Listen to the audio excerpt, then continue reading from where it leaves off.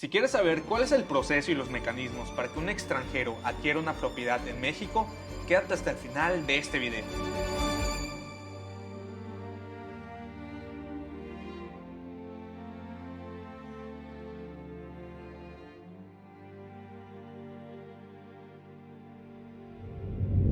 Querido inversionista, te doy la bienvenida. Soy Gerardo Cervantes y nuevamente me encuentro contigo. El día de hoy tenemos un invitado de lujo y quiero presentártelo porque ya es alguien que conozco desde hace algunos años, pero sobre todo he visto el desarrollo de su trabajo, que es muy interesante.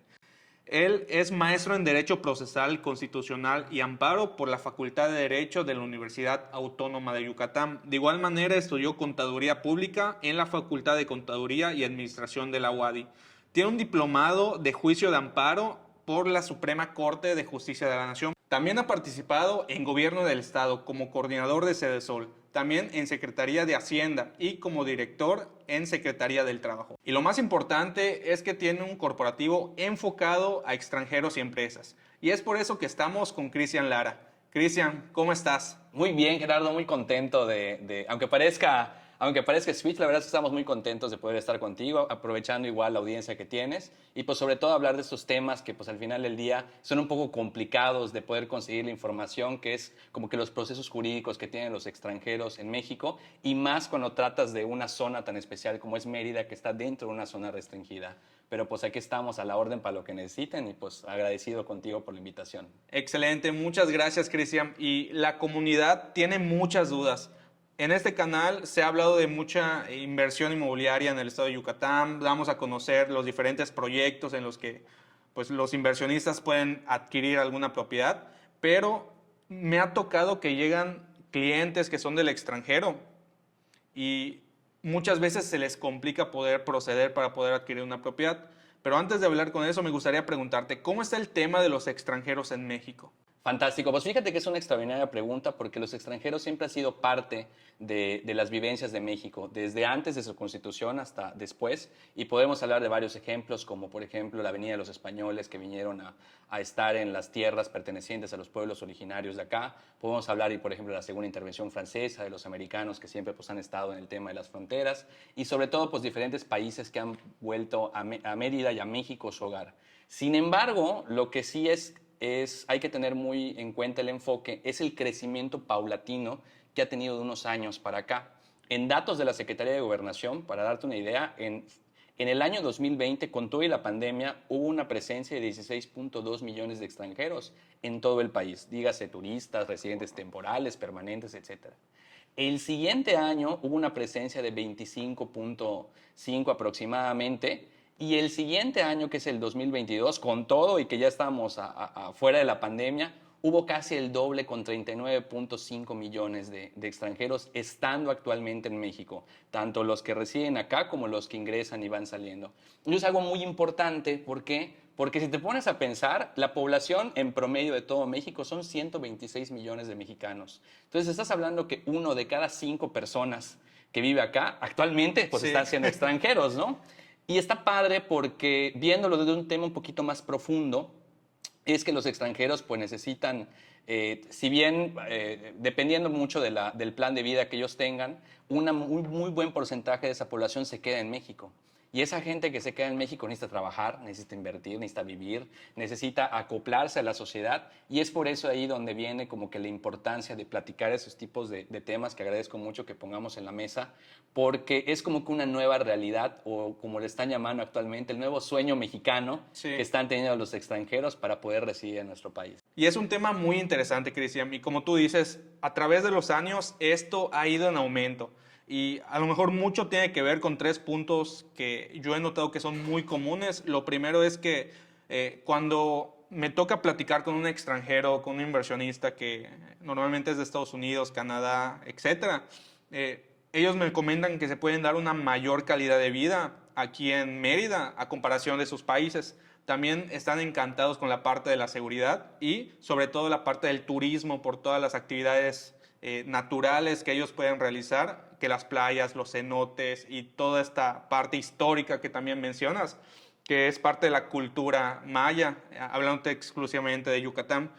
Pero existe mucha desinformación respecto a las limitaciones de cómo se puede adquirir una propiedad. Y allá voy a introducirme a la primera pregunta, Cristian. ¿Cuáles son los principales mitos sobre la adquisición de inmuebles en México siendo extranjero? ¿Qué es lo más común que llega un cliente en tu corporativo a preguntarte y a lo mejor tú dices, no tiene nada que ver, pero es muy común? Pues yo creo que el proceso más común es, bueno, cuando uno estudia en la universidad, cuando uno estudia la carrera de Derecho acá en México, el tema internacional es como que una materia de unos cuantos meses y ves como que muy superficial de qué Sí. es un país, qué es población, qué es gobierno, los diferentes tipos y ya no es como que te centres a la atención de los extranjeros para los abogados precisamente en nuestro país.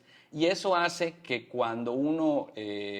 pues cuando uno busca ese tipo de información sea muy escasa, porque al final del día los que lo dominamos es gente que nos hemos especializado en ese tema y pues la verdad es que no somos muchos, ¿no? Entonces me ha tocado de tanto colegas como de otras inmobiliarias que llegan inclusive ellos. De hecho, camino acá, me habló una Ok. y me dice, oye, fíjate que estamos viendo ahí la transacción de una propiedad, lo vamos a hacer a través de fideicomiso, pero me dicen que necesitamos un mexicano para poder hacer la operación. Y la verdad es que no. También les preguntas, oye, ¿tú sabes por qué, por ejemplo, no pueden adquirir cerca de las playas y las fronteras? Y dicen, no, pues nada más me dijeron que no puedo y ya está. Cuando el tema es un poquito más profundo, viene a través de una reforma constitucional que está en el artículo 27, fracción primera, que en el último párrafo de esa normativa te dice que por ningún motivo los extranjeros podrán adquirir dominio directo sobre tierras y aguas. Eso tiene una razón histórica anteriormente, que no nos vamos a enfocar mucho en esto, pero lo único que dice en realidad la Constitución es que los extranjeros no pueden adquirir dominio directo a 50 kilómetros de la playa y a 100 kilómetros de frontera. Entonces aquí abre un espectro pues muy padre, porque eso significa que esa restricción no está en todo el país, solo está a la zona que está cerca de las playas y las zonas que están cerca de las fronteras. Entonces, si por ejemplo uno quiere comprar en Valladolid, en Peto, no sé, en la Ciudad de México, Querétaro, etcétera, pues la verdad es que los extranjeros pueden adquirir de manera directa, solo que les van a pedir algunos requisitos de más, a diferencia de los requisitos que nos pedirían a nosotros como mexicanos. Pero en el tema particular de cómo se llama, de la adquisición dentro de la zona restringida, si bien hay una restricción o una limitante, solo está la limitante para adquirir de manera directa. Ok. Entonces, si uno hace una interpretación que se llama interpretación contrario censo a esa normativa, significa que los extranjeros pueden adquirir de manera indirecta. Entonces, de ahí significa que pueden ser tal vez no los propietarios directos, pero sí los posesionarios de un bien. O sea, sí la pueden ocupar, la pueden utilizar, la pueden usufructuar. Y para eso no necesitan ni la residencia, no necesitan ningún mexicano, lo pueden hacer con su propio personal derecho. La única diferencia tal vez podría ser que necesitan acreditar su legal estancia. En el caso de países a los cuales México no les pide visa, como es Canadá, Estados Unidos, varios países de Europa como Alemania y España, cuando ellos ingresan a México, en el aeropuerto se les activa un documento que se llama FMM o Forma Migratoria Múltiple. Antes el aeropuerto se los daba directo, ahora uno tiene que hacer un proceso para descargarlo. Pero ese cartoncito o ese documento que les estoy platicando es lo que necesitas para acreditar tu legal estancia y hacer el fideicomiso. ¿Y qué pasaría, por ejemplo, si yo pertenezco a un país en el cual no hay convenio con México de entrada libre, por llamarlo de alguna manera, y me piden visado, como en el caso de Ecuador, como en el caso de Brasil, como en el caso de Venezuela? En ese caso, también se puede hacer el fideicomiso sin mayor problema. Ok. Lo único que se agregaría un paso extra es hacer una visa tal vez de turismo, que es como que la más sencilla en el rubro, y con esa visa de turismo ingresa a México, se le activa esa FMM y es la pauta que te puede dar para poder comenzar el proceso de fideicomiso. Y Esa es una de las opciones, ¿no? muy bien, Cristian. Y vamos a hablar del primer mecanismo para poder adquirir de manera indirecta alguna propiedad si eres extranjero. ¿Nos puedes platicar qué es el fideicomiso y cómo funciona esta figura? El fideicomiso es una figura jurídica en la cual lo haces con tres partes. La primera parte es el vendedor, la segunda parte es el comprador y la tercera parte es la institución fiduciaria. ¿Es una buena opción? Dejémoslo en que es una opción. No mi favorita porque en mi muy personal punto de vista se me hace costosa y además uno nunca va a tener la propiedad directa. ¿Por qué? Ok. Porque existe esta cláusula constitucional en el artículo 27 que te dice que los extranjeros no pueden adquirir de manera directa a 50 kilómetros de las playas y 100 kilómetros de frontera, ¿no? Entonces, Si tú vas a comprar, por ejemplo, un terreno en inversión de 50, 100 mil pesos, a veces es casi el mismo pago que vas a hacer entre el ISAI, entre los permisos de la Secretaría de Relaciones Exteriores, y además que tienes que pagar la apertura del fideicomiso al banco o a la institución fiduciaria y una anualidad que va entre los 400 y $1,000 anuales el resto de la vida que dure el fideicomiso. ¿Qué es lo padre tal vez con esta figura? Que no te pide gran cosa, o sea, no te pide residencia, no te pide nacionalidad, no te pide absolutamente nada. Lo único que te pide es que los documentos de la tierra estén en orden, o sea, que tengas actualizada tu cédula catastral, No que tenga tengas deuda. no tenga deudo, que esté pagada el predial, el agua potable, que tenga los planos, que tenga la división. Que, segundo punto, que tengas el dinero para hacer la Claro. compra y ejecutar el fideicomiso. Y lo tercero es que te pide un estatus migratorio de legal estancia, sí, pero puede ser la visa de turista. ¿Me explico? Al momento que una persona ingresa a México, un extranjero, se les da o se les activa un documento que se llama FMM. Antes los aeropuertos se lo daban directo, ahora con la última reforma aeroportuaria tienes que abrir un portal y descargarlo de manera directa. Pero ese documento es el que te va a pedir la notaría o la persona que te haga el fideicomiso para generarlo. ¿Me explico? Entonces tú ya teniendo estos tres, ya no te preocupas si soy residente, si soy mexicano, si tengo... No.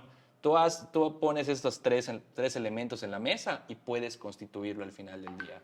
Entonces te digo, tiene sus pros y sus contras, pero en mi opinión hay mejores opciones como las que vamos a ver a continuación, que es adquirir a través de una residencia fuera de la zona restringida, los tipos de sociedades o personas morales mexicanas que pueden adquirir dentro de la zona restringida, o a la evolución de los procesos que uno va haciendo en México, poder adquirir en un futuro como mexicano. Cristian, pues muy interesante y vamos a continuar con los siguientes mecanismos. Por parte de un extranjero, ¿cómo puede residir tranquilamente en México? Pues bueno, como ya habíamos platicado, en México existen pues, diferentes estatus, ¿no? Que particularmente se ponen en 4 bloques. Ya hablamos de la visa de turista o de la Sí. visitante sin permiso para actividades remuneradas, que es así como el nombre legal de la figura. Y de allá, cuando nos graduamos de esta etapa, pues podemos pasar directamente a la residencia temporal. En México existen varias maneras de ser residente, sin embargo, todas ellas van a depender del estatus, la nacionalidad y el contexto del extranjero. Por ejemplo, se dividen aproximadamente entre 6 y 7 grupos. El primero es solvencia económica. Ejemplo, yo extranjero tengo una cantidad de $57,000 americanos en saldo promedio mensual en el último año. Automáticamente con ello puedo aplicar a una residencia por solvencia económica. Si tal vez no tuviera esa cantidad en el banco, porque además no tiene que ser en cuentas mexicanas, Ok. debe de ser en cuentas extranjeras. ¿Me explico? Pero la misma solvencia económica se divide en dos vertientes más, que la primera es por salario. Si tú ganas, dependiendo mucho del consulado, porque cada consulado tiene sus normas internas, yo lo comparo mucho cuando vas a una dependencia de gobierno. Si ves los requisitos en la página, llegas y te dicen, oye, tu comprobante domiciliario, oye, además necesito tu CURP, oye, además necesito 2 fotografías. Sí. Parecido es el Claro. tema de los consulados. Dependiendo del país donde estén y quién esté en turno, son los diferentes documentos y requisitos extra que te pueden pedir, que además está fundamentado en el artículo 79 de la Ley de Inmigración. Pero bueno, en esas dos vías tenemos, por ejemplo, el de salario, que si tienes entre 3,500 a $5,000 de sueldo, pues puedes aplicar al de salario, o lo mismo para el tema de las pensiones. Cuando uno es retirado y pensionado, pues uno puede venir a México y aplicar a la residencia, en el caso de los pensionados, a la permanente. Y esas son las razones por las cuales vemos muchos pensionados que vienen a pasar sus días Claro, en sí. las playas y en un lugar un poquito más tranquilo y sobre todo cálido. De ahí, supongamos que no tenemos ese rubro, nos pasamos al tema de proyecto de investigación científica, que es más o menos los que usan el CONACYT o los que usan el CICI para atraer a los extranjeros por un periodo de tiempo. De ahí brincamos al tercer punto, que es la unidad familiar. Si yo estoy casado o casada o casade con un mexicano, residente temporal, residente permanente, puedo adquirir también la residencia por esta vía, o si tengo hijos, hijas o hijes, residentes Sí. temporales o residentes permanentes o mexicanos, también podemos adquirir este tipo ¿cómo se llama? También podemos adquirir este tipo de programa. ¿Y por qué abarco estas tres opciones? Porque a nosotros nos ha tocado, por ejemplo, atender gentes no binarias, atender Sí, claro. gentes transexuales, que ya está reconocido en el acta y en los documentos jurídicos. Entonces, México hasta el momento está preparado para poder darle proceso a ese tipo de casos en específico. En dado caso que no sea ni la solvencia económica, ni el proyecto de investigación científica, ni la unidad familiar, nos podemos pasar a la que siempre me dicen que es la visa de inversionista. Pero la visa inversionista me dicen, oye, fíjate que yo tengo un terreno de $1,000,000. ¿Puedo aplicar esta residencia? La verdad es que no. ¿Por qué? Porque actualmente te piden aproximadamente, hasta el año pasado eran 3.2 y ahorita como subió el salario mínimo, porque además el monto se calcula dependiendo del salario mínimo vigente en la Ciudad de México, ahora son 4.2 millones de pesos que tienes que acreditar en una inversión. Ok. Pero ¿cómo acreditas la inversión si todavía no la has comprado? Claro. ¿Me explico? Y si tienes 4 millones de pesos, pues mejor aplica al de solvencia económica, que te pide muchísimo menos requisitos y además te pide nada más como 56, $57,000 Sí. que tengas en tu cuenta, ¿no?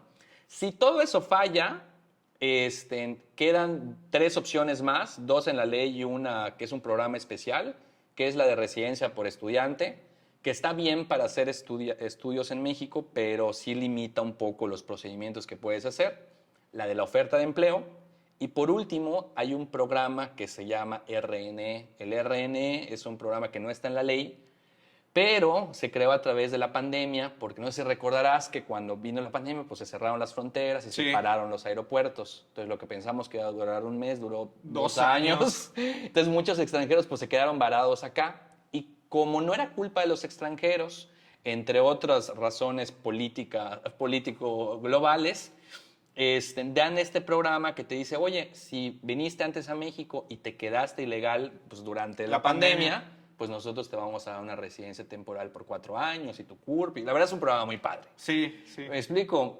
Entonces, una vez que tú puedas aplicar a alguno de esos supuestos, lo que te dan es que tienes que comenzar el proceso migratorio. El proceso migratorio es híbrido. ¿Qué significa esto? Una parte es en línea, otra parte es presencial, una parte es, ¿cómo se llama?, dentro de México, otra parte es fuera, una parte la hace el consulado, otra parte la hace el Instituto Nacional de Migración. Siempre es así como en el 85% de los procesos. Y hay sus honrosas excepciones, como por ejemplo las regularizaciones, el refugio, el asilo político y cómo se llama, y la unidad familiar. Pero de resto, como para contextualizar un poquito, así va el tema. Cuando ya logras cubrir el, ¿cómo se llama?, el programa al cual vas a aplicar y ya te aprobaron tu residencia, está padre porque la residencia, al menos en la ciudad de Mérida, porque igual varía dependiendo de dónde lo vas a aplicar, te la dan el mismo día que aplicas.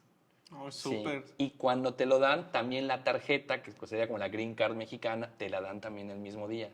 Y dentro de esa tarjeta te dan tu CURP. Y el CURP, como buenos mexicanos, sabemos que nos sirve para todo. Para que te inscribas a la escuela, para que te inscribas al Seguro Social, para que apertures empresas, etc., para que hagas tu RFC. Y de ahí es donde viene el tema de la sociedad. ¿Ok? Sin la residencia no Sin la podrías residencia brincar a no la puedes sociedad. hacer la sociedad a partir de este año. Ok. Porque tal vez si hablamos con alguien que intentó hacer una sociedad en el 2021, pues sí podía ser porque no te pedían RFC. Y ahorita para aperturar una sociedad te piden el RFC y para que hagas el RFC te piden 2 documentos, identificación mexicana con foto y el CURP. Y el CURP. Ok. ¿Me explico? Sí, sí, sí. Entonces, no es que Claro. necesites, pero sí es como un documento que te ayuda a llegar al tema de la sociedad. Entiendo. Eso hablando desde la normativa de nuestro estado, porque además varía dependiendo del estado donde apliquemos, ¿no? Pero la gran mayoría, hoy por hoy, porque actualmente el RFC te lo piden para todo, hasta para que hagas hoy por hoy tu servicio social. Claro. Entonces, ya que tienes la identificación mexicana con foto, la CURP y el RFC, ya estás listo para hacer una sociedad mexicana. Y ahí ya pasamos al tercer mecanismo que te recuerdo, querido inversionista, hemos visto hasta el momento 2. Número 1, la figura del fideicomiso. Número 2, las residencias. Y vamos a pasar al número 3, el cual es la sociedad. La sociedad, exacto. La sociedad te pide como requisito que tengas mínimo 2 socios. Ya hay algunas personas que me dicen, oye, fíjate que hablé con mi contador y me dicen que hay una sociedad por acciones simplificadas, que además me puedo dar de alta en internet. Está bien, está padre. Eso para temas fiscales. Pero al menos hasta este punto de la historia y hasta donde tenemos entendido, las sociedades para la adquisición de bienes dentro de la zona restringida tiene que ser una sociedad mexicana de acuerdo a la Ley General de Sociedades Mercantiles, pero particularmente entre la sociedad anónima y la sociedad de responsabilidad limitada. No es que con las demás no se pueda, sino que son como que las sugerencias que uno se hace por el tipo de operación que vamos a realizar. Y uno dirá, oye, pero fíjate que yo ya tengo mi residencia, pero pues me estás diciendo que necesito 2 personas. Entonces voy a necesitar a un mexicano. No. ¿Por qué? Porque si recordaremos unos segundos atrás, Claro. hablamos de las opciones de la residencia y una de ellas es la residencia por unidad familiar. ¿Ok? Y la residencia por una unidad familiar te dice que, por ejemplo, si tú eres residente, tú se lo puedes dar a tu cónyuge. Entonces, si tú estás casado o casada o casade, pues puedes hacer en matrimonio el tema de tu sociedad. Ok. Suponiendo que, por ejemplo, eres mayor de edad, entonces tú eres residente, se la puedes dar a tu papá o a tu mamá. Y van a tener solo por el simple hecho de unidad familiar la misma residencia que tú. Porque este derecho a la unidad familiar es un derecho internacional que a grandes rasgos te dice que para que las familias no sean separadas Sí. por su estatus migratorio, te dan la opción de que se junten y tú puedas otorgar el mismo estatus. Entonces, entre la familia, con uno que lo tenga, Pueden gozar los puede derechos. permear los Ok. derechos y posteriormente hacer el mismo ejercicio. Claro. Y está padre con unidad familiar. ¿Por qué? Porque la unidad familiar es una excepción a la norma. Para que tú puedas aplicar a una residencia, como vimos anteriormente, tienes que salir de México y aplicar en una embajada o en un consulado. Igual que si nosotros quisiéramos ir a Estados Unidos, primero tienes que Sí. llenar tu DS-160, luego esperar 2 años y medio para que te toque tu cita y a ver si te la da el cónsul y ya que te la aprueben, ya puedes viajar a los Estados Unidos.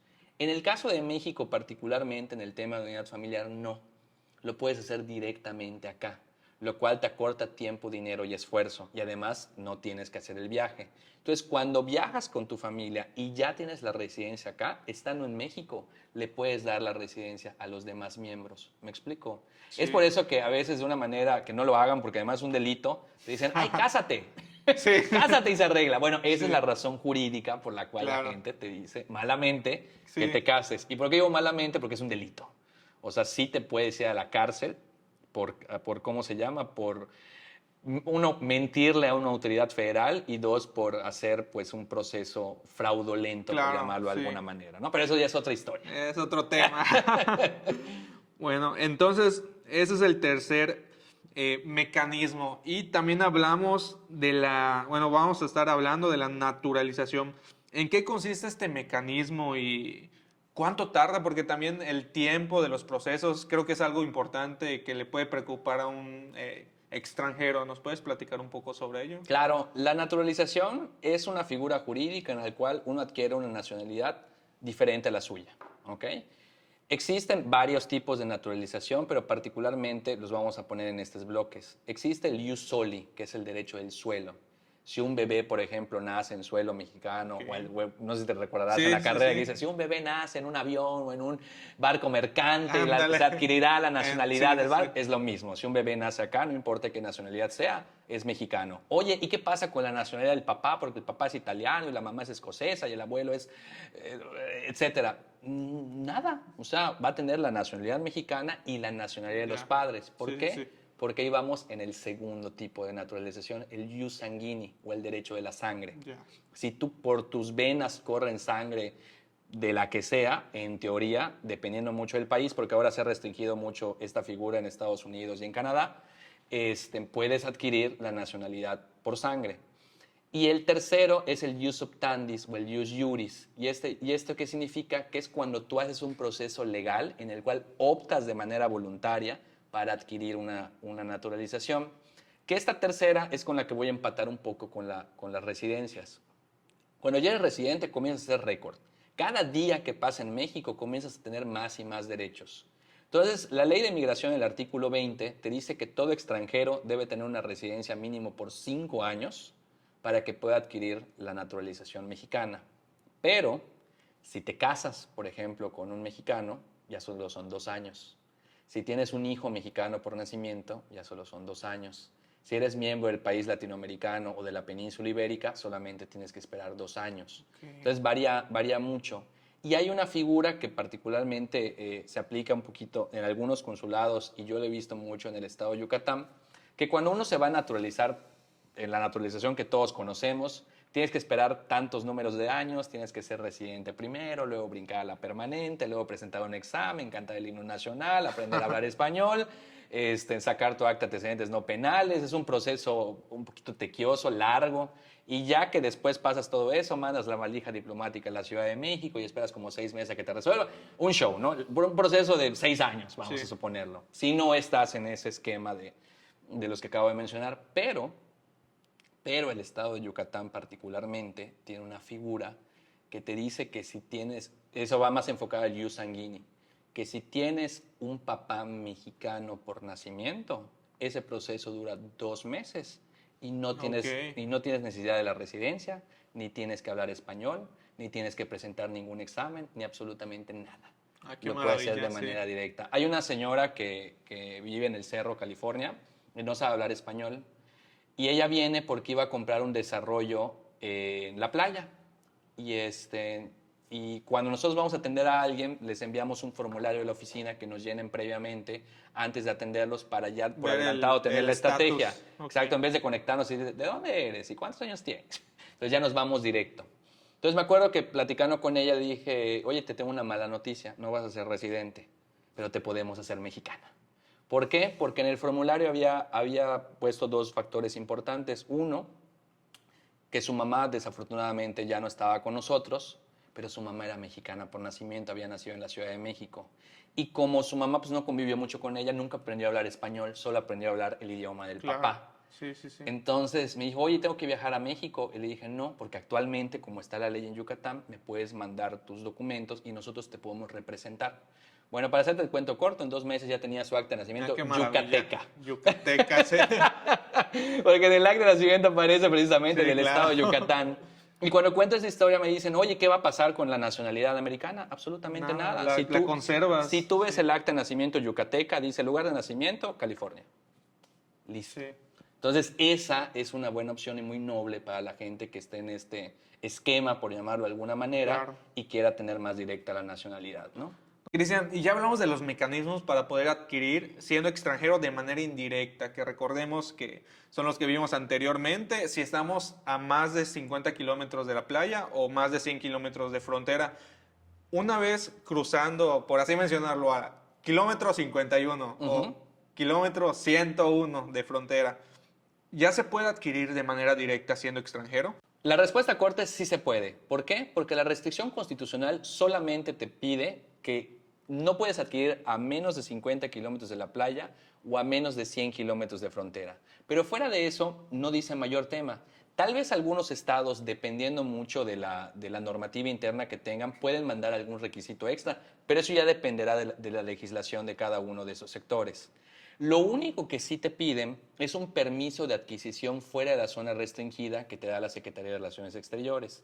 Este proceso se realiza en la Ciudad de México, sin embargo, si lo hacen con nosotros, nos encargamos de todo el proceso. Y una vez que ya tengas este permiso, esto en teoría se lo debes de dar al notario y este documento se adjunta a la escritura para demostrar que estás comprando fuera de la zona restringida. ¿Por qué? Porque nosotros podemos decir, no, estoy comprando en Valladolid y estoy segurísimo que está a más de 50 kilómetros de la playa. Pero ¿quién te lo comprueba? ¿Dónde está el documento? Entonces, este documento, aunque no lo saben muchas personas, sí es necesario para la Constitución. Y aquí tenemos varios ejemplos, pero bueno, esa ya es otra historia. Pues qué maravilla, Cristian. Y fíjate que creo que ya se rompe una creencia, un mito, porque yo creo que la mayoría de inversionistas, o al menos de los que han venido a preguntar, vienen con esa creencia, o sea, de que soy extranjero y de plano no puedo adquirir una propiedad en México, o soy extranjero y no puedo, no sé, adquirir algo, por ejemplo, en Valladolid, ¿no? Exacto. Pero creo que es lo importante de este espacio, comunicar, informar, y pues qué mejor de la mano de un experto como tú, para que lleve todos esos procesos y sobre todo te facilite a ti, inversionista, el poder alcanzar ese objetivo que sé que es importante para ti, ya sea para temas de inversión, crecimiento y retiro. Así que, Cristian, ¿nos puedes compartir cuáles son tus redes sociales? ¿Cómo te pueden contactar pues, todos los que estén interesados, ya sea en adquirir una propiedad en México o ser residentes o naturalizarse? Claro que sí. Nos pueden ubicar a través del Instagram Cris Gelara. También nos pueden encontrar en nuestra fanpage que va a aparecer en la parte de abajo, International Corp. Nos pueden mandar inclusive un mensaje directo al número 9991 17 20 85, la de México. Y de igual manera, cualquier duda o particular que tengan en temas de todo lo que tenga que ver con procesos legales de extranjeros en México, cuenten con nosotros. Recuerda que no necesitas un mexicano para adquirir en México cualquier tipo de propiedad, ya sea dentro o fuera de la zona restringida, y que existen varias opciones dependiendo mucho del contexto y el plan de vida que tú tengas. Entre ellos, el resumen podría ser fideicomiso, a través de sociedad o corporación mexicana, a través de naturalización o a través de compra directa, dentro o fuera de la zona restringida. Y aquí estamos a la orden para lo que necesiten. De igual forma te recuerdo mis redes sociales. En Instagram estoy como CervantesMX-. En Facebook estoy como Gerardo Cervantes y en la descripción de este video también vas a poder encontrar mi número de WhatsApp por si estás interesado en adquirir alguna propiedad, ya sea en Mérida o en alguna parte de las playas de Yucatán. Soy Gerardo Cervantes e innovemos la forma de hacer negocios y dejemos un legado que perdure para toda la vida.